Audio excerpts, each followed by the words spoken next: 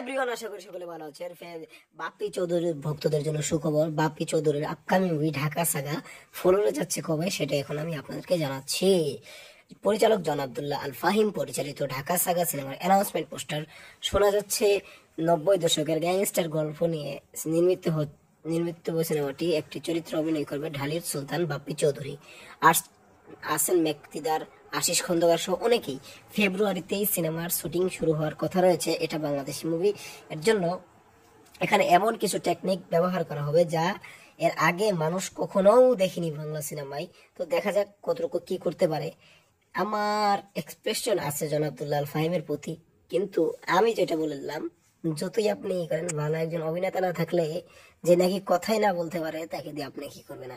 Sorry, Bappi চৌধুরীর ভক্তরা থাকলে বেজার হলে মাফ করবেন, কারণ তাকে আগে কথা বলাটা শিখতে হবে, তারপরে অভিনয় আসতে হবে। কথা না এটা নিয়ে মানুষ ট্রল করে। থ্যাংক ইউ পুরো ভিডিওটি দেখার জন্য।